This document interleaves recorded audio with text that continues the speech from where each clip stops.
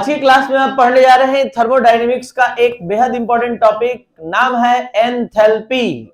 ये एक ऐसा शब्द है जिसको 1000 बार भी बोला जाए तो इसका अर्थ नहीं समझ में आता है कि एंथैल्पी मतलब क्या। लेकिन आपको इतना नॉलेज दिया जा चुका है पिछले लेक्चर में ही कि एंथैल्पी का मतलब ऊष्मा होता है, लेकिन एंथैल्पी उस ऊष्मा को कहते हैं जो नियत दाब पर अध्ययन किया जाता है। पीछे ध्यान दीजिए, क्लास स्टार्ट हो चुका है। तो नियत दाब पर किसी निकाय में कुल संचित ऊर्जा को या ऊष्मा को क्या कहते हैं? एंथैल्पी। यानी ऊष्मा का ही दो रूप होता है, एक नियत दाब पर और एक नियत आयतन पर। नियत दाब पर जिस ऊष्मा का अध्ययन करेंगे वो एंथैल्पी, और नियत आयतन पर वो आंतरिक ऊर्जा। तो यहां हम आपको आज इस एंथैल्पी का कंप्लीट डिटेल देने जा रहे हैं, जो बहुत ही इंटरेस्टिंग होने वाला है, आपको समझ में अच्छे से आएगा। लेकिन उससे पहले थोड़ा सा बेसिक आपको बता दें कि यहां से हमको मेन कॉन्सेप्ट मिला है। वास्तव में यही जो क्यूपी है, यही एंथैल्पी का कॉन्सेप्ट दिया है। और यहां से अगर हम एंथैल्पी का परिभाषा दें तो यहां पर आ रहा है क्यूपी। वास्तव में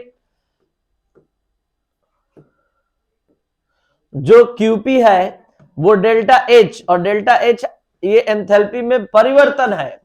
तो यहां क्यूपी बराबर ये आया है। इसी को ध्यान में रखते हुए अगर हम एच बराबर निकालेंगे, ये तो डेल्टा एच बराबर है। अगर ये देखिए क्या हम कहना चाह रहे हैं, ध्यान दीजिए, यहां से ये जो है डेल्टा एच के इक्वल है। अगर एच बराबर निकाले तो ये हो जाएगा ई और ये हो जाएगा पी भी। तो यहां पर हम एंथैल्पी का ओरिजिनल परिभाषा भी जानना चाहते हैं कि एंथैल्पी क्या है। तो एंथैल्पी जो है उष्मागतिकी के प्रथम नियम से प्राप्त, आप समझ रहे हैं ये समीकरण, कि एंथैल्पी जो है आंतरिक ऊर्जा में परिवर्तन और दाब आयतन से संबंधित कार्य के योग के बराबर होता है। यानी एंथैल्पी जो है आंतरिक ऊर्जा और दाब आयतन संबंधित कार्य के योग के बराबर होता है। ये भी एंथैल्पी का परिभाषा है। अब आइए पूरा डिटेल में जानिए। नियत दाब पर किसी निकाय या तंत्र में निहित ऊर्जा को कहते हैं क्या? एंथैल्पी। इसको किससे सूचित करते हैं? एच। एच एंथैल्पी है और डेल्टा एच एंथैल्पी में परिवर्तन। जिस तरह आप जानते हैं भी वेग है और डेल्टा भी वेग में परिवर्तन। तो इस तरह से उष्मागतिकी के प्रथम नियम के अनुसार आपने जो निकाला क्यूपी बराबर डेल्टा एच, तो उससे हम समझ बढ़ाकर यहां पर बोल रहे हैं, ठीक है, किसी निकाय की एंथैल्पी का मान आंतरिक ऊर्जा एवं दाब आयतन से संबंधित कार्य के योग के बराबर होता है। तो डेल यहां एच बराबर हो गया ई प्लस पीवी। एच क्या है? तो एंथैल्पी है। ई क्या है? आंतरिक ऊर्जा है। और यही है दाब आयतन वाला कार्य। अब पहली बार यहां इस 11th क्लास में आकर कार्य को दाब और आयतन के गुणनफल के रूप में पढ़े हैं। इससे पहले आप कार्य याद दिलवा दे फिर से, F इंटू एस और W बराबर V इंटू क्यू। तो आपको बताए थे पिछले क्लास में कि कार्य दो तरह का पढ़ कर आए हैं, गुरुत्वाकर्षण के अधीन किया गया कार्य और एक विद्युतीय कार्य। अब यहां हम यांत्रिक कार्य सिखाए हैं आप लोग को। तो ये जो एंथैल्पी है वो आंतरिक ऊर्जा और किए गए कार्य के गुण, मतलब दाब आयतन संबंधित कार्य के गुणनफल के योग के बराबर होता है। यह एक विस्तीर्ण गुण है। विस्तीर्ण गुण समझते हैं, ये पदार्थ की मात्रा पर निर्भर करेगा। पदार्थ बढ़ेगा तो एंथैल्पी का मान बढ़ेगा। आंतरिक ऊर्जा की तरह एंथैल्पी भी अवस्था फलन है, मतलब इसका भी मान प्रारंभिक और अंतिम मान पर निर्भर करता है, प्रारंभिक और अंतिम अवस्था पर निर्भर करता है। अब यहाँ किसी अभिक्रिया के लिए एंथैल्पी का बात करिएगा तो अभिक्रिया पहले देख लीजिए कि अभिक्रिया इस तरह से होता है। अभिक्रिया में एक अभिकारक होता है, एक प्रतिफल होता है।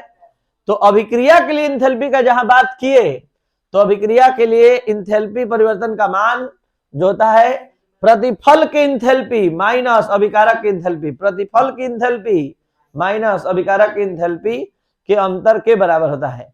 यानी प्रतिफल का एंथैल्पी मान लीजिए 200 है और इसका एंथैल्पी 100 है, तो 200 माइनस 100 बराबर आ गया 100। तो ये 100 एंथैल्पी मतलब अभिक्रिया की एंथैल्पी कहलाएगी। तो अभिक्रिया की एंथैल्पी का मान की गणना निम्नलिखित प्रकार से, जिसमें सिग्मा एचपी ये क्या है, उत्पाद की कुल इंथैल्पी, ये सिग्मा HR अभिकारक की इंथैल्पी। बहुत लोग इसको समेशन भी पढ़ते हैं। तो यहाँ डेल्टा H बराबर अभिक्रिया की कुल इंथैल्पी। अब बात करते हैं डेल्टा H एवं डेल्टा E में संबंध। एक बार फिर से इंथैल्पी समाप्त होते होते आपके दिमाग में होना चाहिए कि इंथैल्पी कुल दाब पर किसी निकाय में कुल संचित ऊर्जा को या ऊष्मा को क्या कहते हैं, इंथैल्पी कहते हैं, लेकिन नियत दाब पर। और अब डेल्टा H और डेल्टा E में संबंध जल्दी से बताइए। डेल्टा H क्या है, इंथैल्पी में परिवर्तन, और डेल्टा E क्या है, आंतरिक ऊर्जा में परिवर्तन। इसको डेल्टा E के जगह डेल्टा U भी लिख सकते हैं, क्योंकि E और U द्वारा सूचित करते हैं। अब किसी निकाय के लिए प्रारंभिक इंथैल्पी, हमने अभी बताया कि इंथैल्पी एक अवस्था फलन है, इसका मान अंतिम और प्रारंभिक अवस्था पर निर्भर करता है।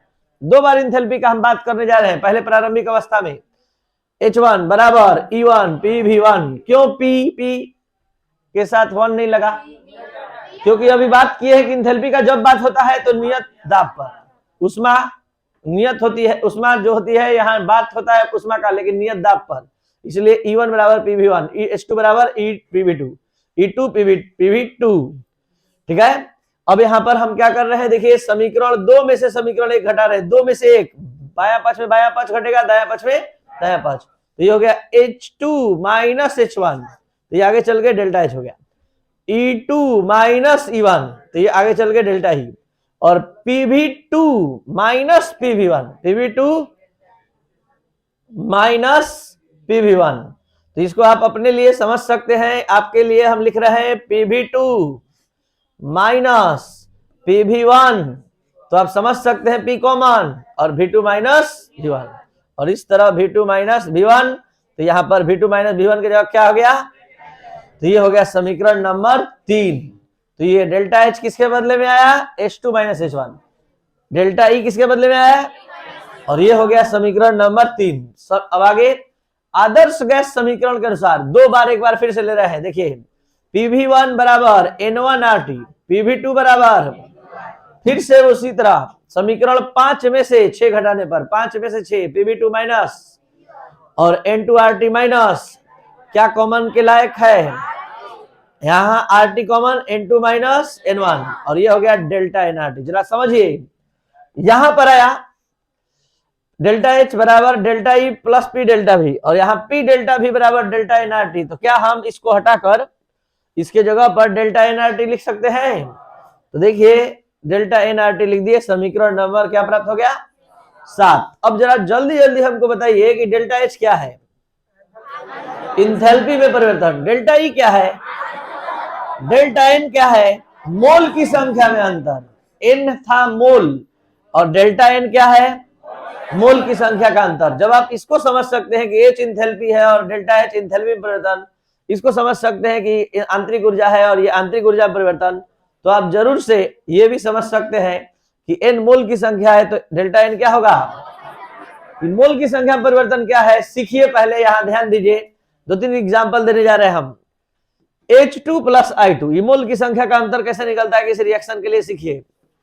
जल्दी से बताइए, प्रतिफल के साइड में जाइए, अभिकारक प्रतिफल के तरफ, कितना मोल है, और अभिकारक कुछ नहीं लिखा है तो 1 तो मोल की संख्या का अंतर का सूत्र होता है प्रतिफल का मोल माइनस अभिकारक का मोल। कितना आया, जो लोग नहीं सीख पाए फिर से सीखिए। PCl3 प्लस Cl2, जल्दी बोलिए। प्रतिफल का मोल 1 प्लस 1, और अभिकारक का मोल तो डेल्टा N का मान, तो मोल की संख्या का अंतर, मोल की संख्या का अंतर। और अब इस अभिक्रिया के लिए फाइनली समझिए, और जैसे ही हम आगे बढ़ेंगे आपको सब बात अपने से समझ में आने लगेगा। ये उतना कैपेसिटी आपको देकर भेज रहे हैं आगे। डेल्टा N बराबर बोलिए 1 प्लस 3 कैसे हो गया, समझ में आ रहा है, तो कितना आया। चलिए अब आगे देखिए, आ गया। जब उत्पाद के मोल की संख्या अभिकारक के मोल की संख्या के बराबर होती है, जब उत्पाद के मोल की संख्या अभिकारक के मोल की संख्या के बराबर होती है, देख लीजिए उत्पाद 2 अभिकारक भी 2, तो डेल्टा N का मान, तो हम इस सूत्र में जो सूत्र आ रहा था यहाँ डेल्टा N का मान 0 रख दे तो डेल्टा H और डेल्टा E का मान क्या हो जाएगा, यानी जिस जिस रिएक्शन में प्रतिफल का मोल अभिकारक के मोल के बराबर होगा उसकी आंतरिक ऊर्जा का परिवर्तन और एंथैल्पी का परिवर्तन का मान। अब कुछ ज्यादा दिमाग लगाना है ध्यान से। जब उत्पाद के मोल की संख्या अभिकारक के मोल की संख्या से अधिक होती है, उत्पाद का मोल चेक कीजिए अधिक है, अभिकारक के मोल कम है, तो जब जब अभिकारक का मोल प्रतिफल के मोल से कम होगा या प्रतिफल का मोल ज्यादा होगा अभिकारक के मोल से, तो जरा सोचिए यहाँ डेल्टा एन का मान कितना हो गया 1, तो डेल्टा एन का मान 1 रख दिए, तो यहाँ डेल्टा एच बराबर डेल्टा ई प्लस RT। जरा सोचिए हमको तुलना करना है डेल्टा एच और डेल्टा ई में तुलना करना है कौन बड़ा, तो जरा सोचिए डेल्टा एच अकेले इन दोनों के योग के बराबर है, तो क्या समझ में आ रहा है कि अकेले इसके बराबर हो पाएगा नहीं, यानी इसमें जब तक से RT जुट नहीं रहा है तब तक से इसके बराबर नहीं हो रहा है, इसलिए डेल्टा एच का मान यहां पर, तो जब जब प्रतिफल का मोल अधिक होगा अभिकारक के मोल से वहां पर एंथैल्पी परिवर्तन का मान आंतरिक ऊर्जा से अधिक होगा।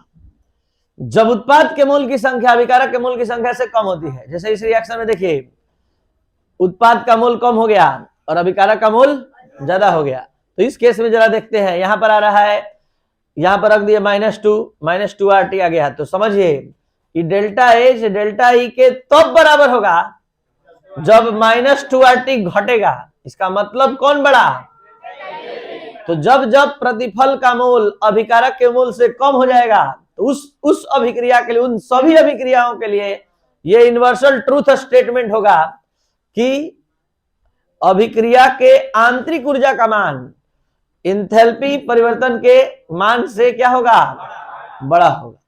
तो ये था आपका आज का क्लास जो फिनिश हुआ। अब अभी क्या पढ़ रहे थे, आप पढ़ रहे थे डेल्टा एच और डेल्टा ई में संबंध। 3 तरह के रिएक्शन पर हमने संबंध का अध्ययन किया। पहला, अभिकारक और प्रतिफल के मोल का बराबर होगा तो आंतरिक ऊर्जा में परिवर्तन और एंथैल्पी परिवर्तन का मान भी, अगर प्रतिफल का मोल अधिक अभिकारक का मोल कम तो वहां एंथैल्पी परिवर्तन का मान अधिक होगा आंतरिक ऊर्जा के परिवर्तन से, और यहाँ जब प्रतिफल का ही मोल कम हो जाएगा अभिकारक के मोल से, अभिकारक का मोल ज्यादा होगा तो उस समय आंतरिक ऊर्जा में परिवर्तन का मान अधिक होगा और एंथैल्पी परिवर्तन का मान कम होगा।